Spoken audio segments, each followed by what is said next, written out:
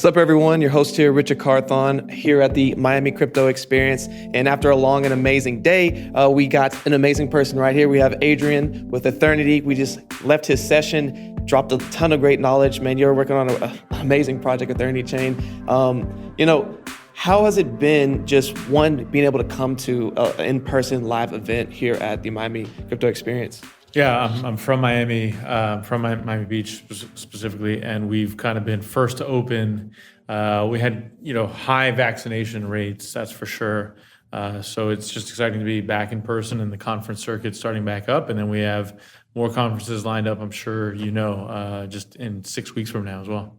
Yeah, man, and it's going to it's enjoyable to be able to be back in person, meet people, and to network. I think one of the biggest elements that's been missing through everything in the crypto blockchain space is we've been really remote, and being able to come back in person, I feel like there's a lot more synergies that happen a lot faster. And not just that, to be able to have that true connection, like in person, and to really see the excitement in people's eyes when you talk about your various projects. You've been obviously talking a lot about the NFT space, have been on various panels and all that with it. But what has been some of the feedback that you've received about just the overall excitement and wanting to know more about NFTs? Well, and I think to counter your point, I think the bear market from 2018 to 2020 had a lot of builders heads down building, and there were conferences, and yes, there was the in-person interaction. But I think COVID actually enabled a lot of building to happen on an accelerated pace as well. So I think you see more diverse DeFi projects and obviously NFT projects, and then what the next wave is being built that's been happening in the last year, and that's why you see this huge wave of A, excitement, but B, innovation. So I think some of that was actually good.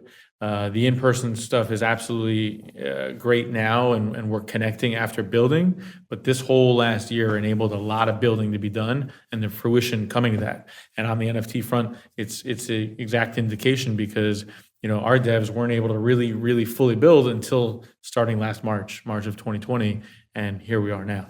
Right. And even on that note, I remember you were talking and you're saying most of your team actually is fully remote. And so even having an opportunity to be able to come in place event where we have the NFT gala and people being able to showcase some of their work and having the Porsche out there and other things like that, what are some of those different elements of NFTs that you think Ethernity Chain is going to be able to bring to events like this into the world? Yeah, I think artists were the first movers in culture, and so that's why you saw the NFT space explode with the rise of digital artists and using the blockchain to prove provenance and authenticity.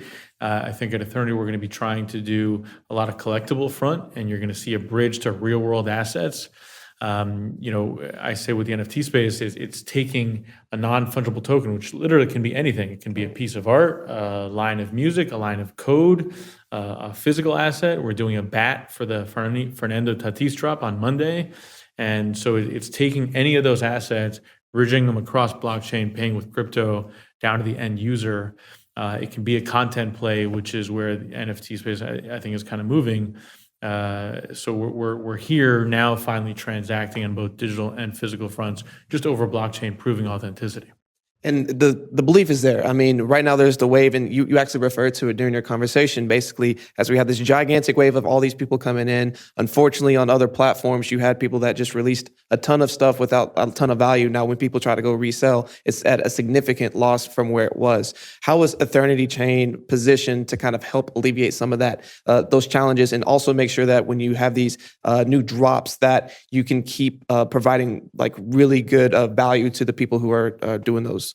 Our team at Ethernity are just as authentic as can be. So we took half crypto natives and then half representatives and advisors and partners from arts, media, sports, entertainment, collectibles, licensing, and put us all in one. And we took that big crypto native community and built this big community because we're based on licensed, authenticated NFTs with real world value. It's not just random art by random artists about random things, but we're taking notable figures, historical figures first to then create collectibles and art and real world collectibles in a way that kind of hasn't been done before, in a scarce way also. We're not just releasing stuff every single day. It's going to be 2 drops a week. highly curated, and create value on that collectible front for the long term. And I think that's a really valuable like marketing strategy, and even how you're going about it. And Well, I'll start right there. I don't think it's not marketing. It's creating a life cycle for these NFTs.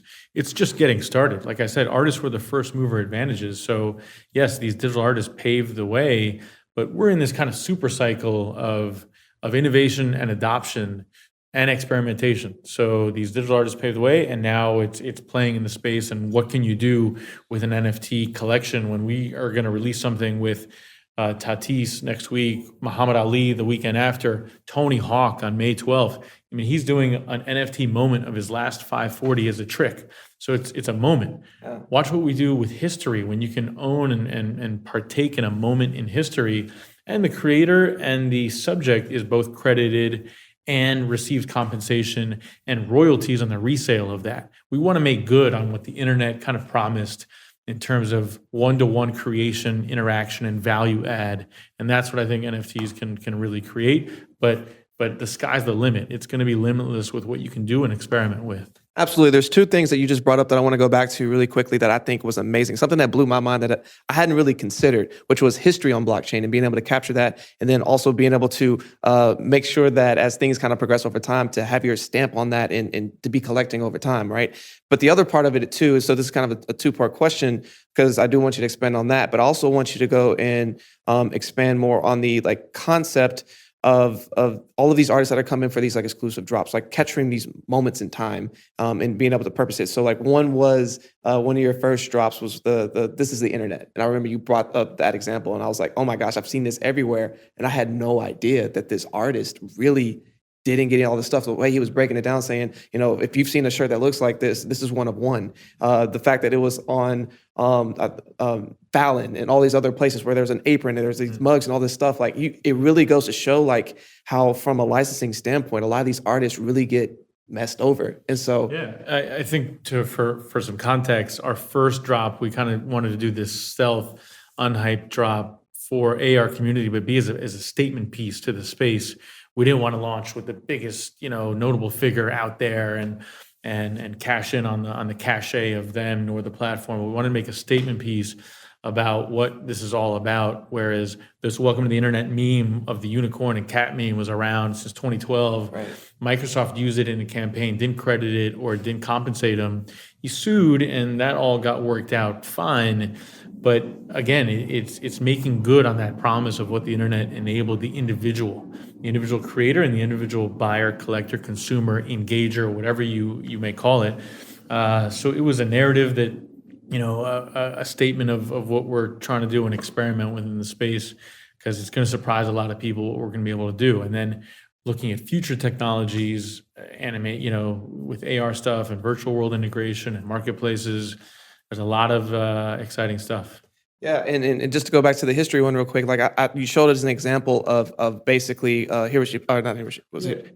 Yeah, I mean, in terms of history, we're partnering with some big name licensors that we can't really reveal yet, but taking moments in history with both the creator, but just the moment in and of itself, animating it, bringing it to life, and people can engage in it. And its blockchain provenance is proven, so you can't just go ahead and use it for a YouTube spoof video, or you can't just use it for a greeting card, or you can't just use it on a social post. But there's value accrued to that, which is important. For sure, and thanks for the sneak peek at that. It's going to look really great. It's going to be amazing. Sorry, I almost spilled the beans, but hey, it's going to be incredible. But something else I want to bring up is just like, we are still very early in the NFT space. So yes, it's been around for a while, and yes, we're on this hype train right now in a lot of ways. But like, this is going to be around. This is the future. Where do you see kind of the roadmap as we like go into the rest of this year, and then where do you see us like just futuristic? Like, where do you see things in like the next 3 to 5 years as well? The founders at Bancor, I have a lot of respect for. We were at the Bretton Woods Summit 2 years ago, the 75th anniversary, and Galia from Bancor said that the whole world will be tokenized.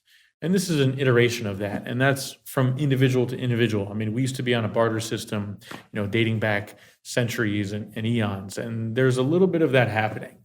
where it's person to person and it's not just, government or economies of scale down to large masses. So I think that's an iteration of it. Long been in media. I helped do the CNBC Crypto Trader show with Ran. I was a creator before that and did a lot of branded content. And you saw this kind of move where corporations would mass market things, but this is now the ability for, like I said, individual creators and consumers to engage one-on-one, and the possibilities are limitless. Like I said, it's the artists that paved the way. Now notable figures are getting into it, but we're going to bring in a lot more consumers at lower price points to participate and be able to transact with these assets, where it's not going to be cost prohibitive and it's not a cash grab, but it's more so inclusionary. We're going to be releasing these packs. And so collectors are going to be able to engage with some of these notable figures, and embedded in them are going to be high valued NFTs that are super scarce, but we're going to give them to the community. Yeah, I was going to say, when you were bringing that up, I was like, that was super cool to me. Like, it, just like you said, from an inclusive standpoint, and that's what we're all about at Cryptocurrent, is to provide that way to bring access to everyone. And the fact that you can go buy a pack and then maybe you strike gold, and now you have this really super rare valuable thing. Like, it's really cool that y'all are coming out with these different ways to provide access, and I think that's really cool. And that could be across any sort of asset. I urge other NFT platforms, because we think a rising tide lifts all boats. Other NFT platforms focusing on other different streams of content absolutely make some things highly exclusive and highly valued, and have other assets that are high numbers that are bringing people in. I think the more you can get consumers transacting across a blockchain, it's just good for the entire industry, and for who we're bringing into the fold. Awesome, man. Well, got 3 more quick questions for you. So just overall with the Miami experience, right?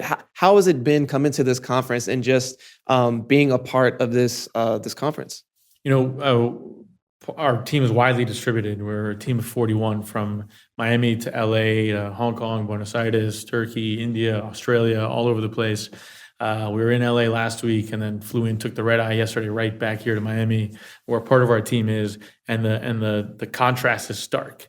We're, the governor here, and like I said, vaccination rates are pretty high. So taking a stab at it, and people are in person. It's a special moment that people are really embracing in a special way that I wasn't prepared for. Right. So I agree. The fact that people can come here and be able to interact, and of course you still have social distancing, you still have people wearing masks and all of that, but to still be able to have that in person, that intimate discussion, and have this again, I've enjoyed this, and then still just being able to go to even go into different booths and being able to talk to different people, different projects all at once, and have it all be in one area. I really miss that conference aspect of building community. Well, and they definitely limited numbers.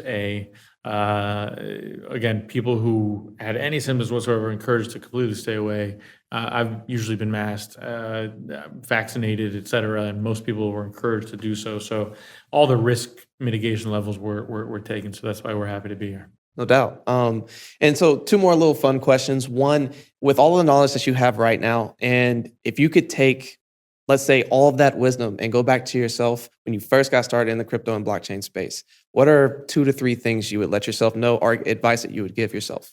Hold more Bitcoin, dollar cost average in as much as you can, and get involved. I think that's number 2. Just get involved in any sort of way. If you're a builder, a coder, or just an average investor, support community, become a community admin, get involved as much as you can, because that's the sort of magical thing about blockchain and crypto. So many of us have worked in other industries, media, finance, sports, you name it, and you come into blockchain. No one's a complete crypto native. I mean, we're a 12-year-old industry since 2009.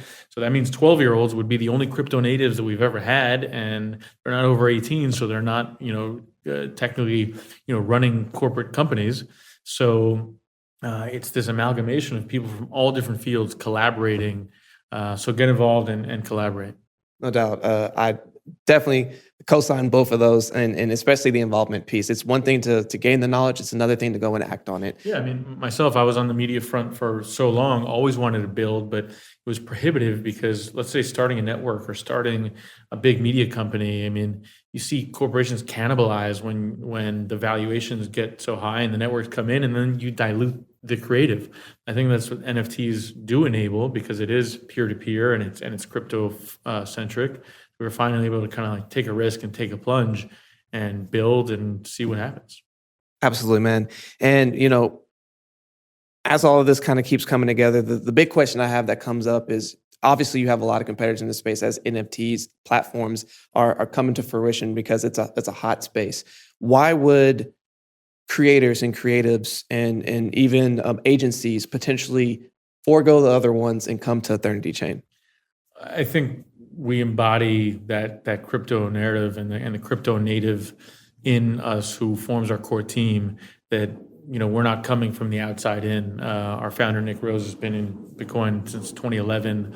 Half our team are crypto natives who've helped other projects and helped, again, lift the tide for a number of other projects. So we're not just coming in this last minute. Nick iterated this with Marcelo, our CTO, about a year and a half ago. 9 months ago, we deployed code. 6 months really brought together the team. So we're not a famous football player or a big media company just trying to cash in on the space. It's real. Yeah, it's very real, and I definitely appreciate that. Y'all are putting in the time. Y'all are doing all the right steps, and you're not trying to rush it. The fact that you've taken your time even to launch your mainnet, I think, speaks volumes. Well, and we have DeFi, so we're huge believers in the ethos and just the philosophy behind what DeFi can empower. I think that's like the second vision of Satoshi, where DeFi, you can earn, it's an interest-bearing asset off your assets. Right. So you can stake your earn, you can provide LP liquidity to the network, you can become part of this network on a huge scale, and then you can also farm your stones for exclusive community NFTs. So we're community first, and empowering the individual, either the collector, the consumer, or the engager, in a new novel ways across DeFi. Absolutely, man. Well, Adrian, I really do appreciate you spending some time with us. What are ways that people can connect with you and learn more about Ethernity Chain? Join our Telegram for sure, at Ethernity Chain, and on Twitter at Ethernity Chain. It's a big community from all over the world, and definitely interact. Absolutely. Well, thank you for spending some time with us. Thank you for being at the Miami Crypto Expo. And for everyone listening, stay cryptocurrent.